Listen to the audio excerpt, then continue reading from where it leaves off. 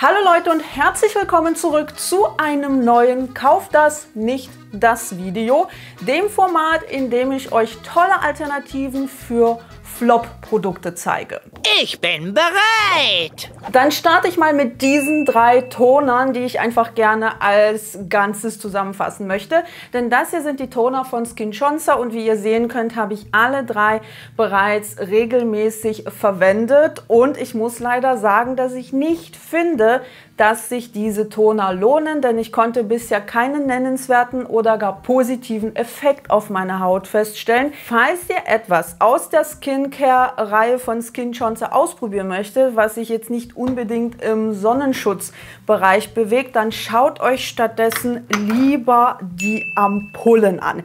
Die kann ich euch sowas von ans Herz legen, auch wenn ich hier innerhalb dieser 4 Produkte nochmal wie so ein Ranking machen könnte, welche ich am liebsten habe, würde ich euch dennoch empfehlen, statt den Tonern einfach eine Ampulle auszuprobieren, denn die Toner sind sehr, sehr wässrig. Das heißt, wenn man die jetzt nicht unbedingt in eine Sprühflasche umfüllt und mit einem Wattepad aufträgt, dann sind die sehr, sehr schnell leer und das kann ich von den Ampullen definitiv nicht behaupten.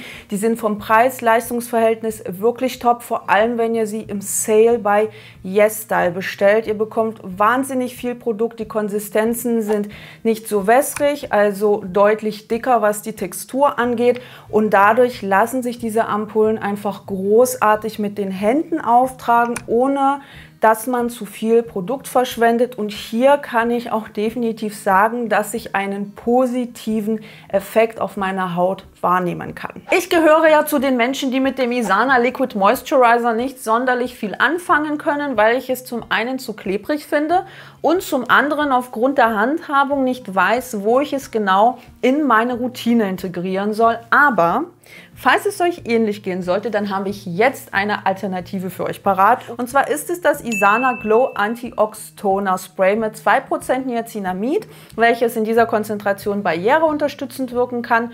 Und hier ist auch noch 2% Ethylascorbinsäure enthalten, die antioxidativ wirken kann. Und ansonsten sind hier auch feuchtigkeitsbindende Inhaltsstoffe drin, aber dieses Produkt ist deutlich flüssiger. Es ist nicht ganz so klebrig im Vergleich zu dem Liquid Moisturizer und wie ihr seht, ist oben ein Sprühkopf drauf, der gar nicht mal so schlecht ist. Ich kann dieses Tonerspray einfach in meine Routine integrieren, indem ich es beispielsweise unter einem Serum verwende oder unter einer Creme verwende und so meiner Haut Feuchtigkeit zuführe und diese unter Umständen sogar einschließe. Und da dieses Produkt einfach wässriger ist und auch eine geringere Klebrigkeit aufweist, interagiert es auch nicht so krass mit darauf folgender Hautpflege. Ich möchte noch ganz kurz bei Tonern bleiben und euch eine Alternative zu der Haro Haro Wonder Black Rice Probiotics Barrier Essence vorstellen, denn in der Theorie habe ich mich extrem auf diesen Milky Toner gefreut, weil er einfach von der Formulierung super, super spannend klingt. Allerdings ist er in der Praxis aktuell nichts für mich. Er war schon im Sommer nichts für mich, aber selbst jetzt im Herbst ist er mir einfach zu fettig und zu ölig auf der Haut und er fühlt sich irgendwie auch so ein bisschen schmalzig an, wovon ich persönlich einfach kein großer Fan bin. Ich werde mal schauen, wie der sich im Winter machen wird. Dafür gibt es eine tolle Alternative, die ich wirklich abgöttisch liebe, vor allem wenn es um Milky Toner geht. Und zwar ist das der Bart Cera Intensive Barrier Toner. Der begleitet mich schon so lange und ich finde ihn nach wie vor so dermaßen angenehm auf der Haut, dass ich nicht aufhören kann, ihn zu benutzen. Denn dieser Milky Toner ist schön leicht, aber gibt der Haut dennoch so einen Ticken Pflege, ohne too much zu sein. Und ich kann ihn ohne Probleme in mehreren Schichten auftragen, ohne dass es klebrig wird. Das Hautsache Vitamin C Serum ist für mich persönlich leider auch ein riesengroßer Flop, weil ich der Meinung bin, dass man es nicht geschafft hat, die Ascorbinsäure zu stabilisieren, dass eben der Kunde bzw. die Kundin möglichst lange etwas von diesem Produkt hat. Es ist nicht einfach Ascorbinsäure Ascorbinsäure in wasserbasierten Formulierungen zu stabilisieren und deswegen finden wir solche Produkte auch relativ selten in der Drogerie vor allem zu diesem Preis. Ich meine, es gibt noch das von Geek & Gorgeous und da würde ich sagen, ist die Formulierung aus meiner Sicht ein bisschen besser, zumindest in der Theorie.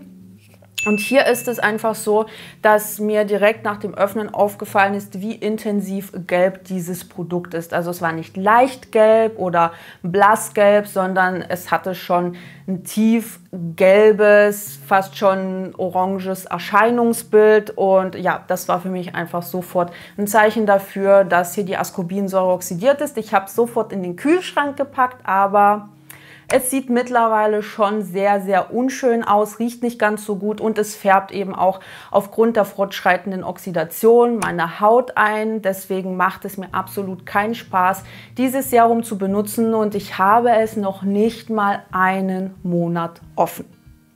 Und ich habe in den 10 Jahren, seit ich hier unterwegs bin, etliche Ascorbinsäure-Serien getestet, aber dass mir ein Vitamin-C-Serum so schnell oxidiert, ist mir tatsächlich noch nie passiert. Deshalb möchte ich euch das Benton Vitamin C Serum ans Herz legen, das zwar ein kleines bisschen kostenintensiver ist, aber von dem ihr deutlich länger etwas haben werdet, und zwar, weil es wasserfrei ist.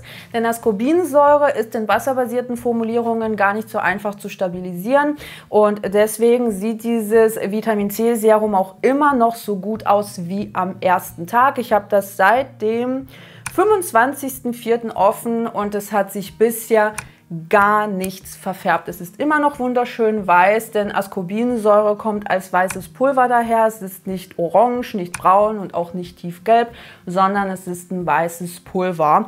Ich meine, ihr müsst selber entscheiden, ob das von den Konzentrationen für euch passt. Ich würde beide nicht unbedingt als einsteigerfreundlich einstufen, aber ich habe dieses Produkt schon so lange in Verwendung. Es sieht immer noch einwandfrei aus, es lässt sich gut verteilen. Es ist zwar vom Hautgefühl jetzt nicht unbedingt das Geilste auf der Welt, aber es ist halt immer noch schön, es riecht auch nicht unangenehm und ich finde, es macht einen großartigen Job und hat auch einen überaus positiven Effekt auf meine Haut. Eine Sonnencreme, auf die ich mich riesig gefreut habe, aber die mich extrem enttäuscht hat, ist diese neue Aquafresh Sonnencreme von Beauty of Joseon. Und zwar ist die extra so konzipiert, dass sie wohl für Menschen mit öliger bzw. Mischhaut geeignet sein soll, vor allem im Vergleich zu der Standard Relief Sun. Und ich muss zugeben, dass das Finish von dieser Sonnencreme deutlich weniger glowy anmutet, aber ich habe ein riesengroßes Problem mit dieser Sonnencreme, denn leider krümelt sie in der korrekten Auftragsmenge von meiner Haut und da helfen auch keine Tricks, die ich sonst immer anwende, um dem entgegenzuwirken. Ich muss aber dazu sagen, dass sie nicht so extrem krümelt wie manch andere Sonnencreme, aber nichtsdestotrotz ist sie für mich persönlich null alltagstauglich, weil ich sie nicht erneut auftragen kann und weil ich auch kein Make-up darüber auftragen kann, ohne dass es unschön wird. Deshalb habe ich dazu eine Alternative für euch parat, die zumindest für mich persönlich richtig gut funktioniert. Und zwar ist das diese Sonnencreme von SkinChonsa. Ich weiß gar nicht, wie oft ich die euch schon in die Kamera gehalten habe. Ich habe die mir bereits mehrfach nachgekauft. Ich habe mir übrigens auch sagen lassen, dass die wohl wunderbar für Menschen mit öliger Haut funktioniert. Das ist zumindest das, was ihr mir regelmäßig kommuniziert. Und auch ich mit meiner fettarmen Haut liebe diese Sonnencreme abgöttisch. Die lässt sich wunderbar in der korrekten Menge auftragen, sieht toll unter Make-up aus. Und wenn man bei YesStyle immer wieder mal vorbeischaut, dann kann man sie sogar im Sale für unter 9 € ergattern. Dann hatte ich ja in meinem letzten Insi-Check angekündigt, dass ich das neue Trockenshampoo von Batiste testen und mit dem Sensitive Trockenshampoo von Balea vergleichen würde. Beide Trockenshampoos sind nämlich parfümfrei, was in der Drogerie nach wie vor eine Seltenheit ist. Und was soll ich sagen? Ich merke keinen großen Unterschied, außer vielleicht was den anfänglichen weißen Schleier angeht. Der fällt zumindest bei dem Balea Trockenshampoo ein bisschen intensiver aus, aber wenn ich das Ganze danach rauskämme, dann sehe ich nicht mehr sonderlich viel davon. Von daher rechtfertigt sich der Preisaufschlag bei dem Batiste Trockenshampoo für mich persönlich nicht, denn beide Trockenshampoos weisen einen ähnlichen Effekt auf, beide enthalten vergällten Alkohol, das heißt, da müsst ihr mit eurer empfindlichen Kopfhaut, falls ihr eine empfindliche Kopfhaut haben solltet, selber schauen, ob ihr damit zurechtkommt. Ich zumindest habe bisher keine Probleme damit, aber ich nutze Trockenshampoos auch nicht in aller Regelmäßigkeit. Nichtsdestotrotz sind die Formulierungen relativ gleich. Beide basieren auf Reisstärke und ja, da ich hier wie gesagt keinen großen Unterschied im Effekt sehe, kann ich euch das von Balea als Alternative auf jeden Fall empfehlen. Und zum Schluss habe ich jetzt noch einen Tipp parat für alle mit kurzen und geraden Wimpern, denn auch ich habe kurze und gerade Wimpern und ich sage euch, diese Wimpernzangen, die man ja überall irgendwo finden kann, die funktionieren für mich absolut gar nicht. Denn jedes Mal, wenn ich damit versuche, meine Wimpern zu formen, quetsche ich mir das halbe Auge ab.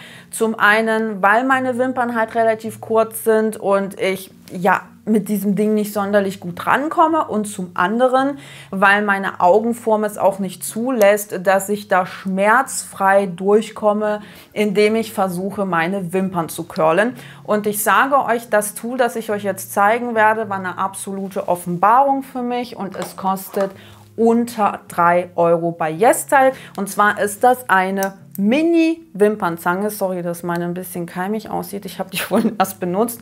Schaut euch die mal an. Die ist so cool und damit komme ich wirklich überall ran, ohne mir das halbe Auge abzuquetschen.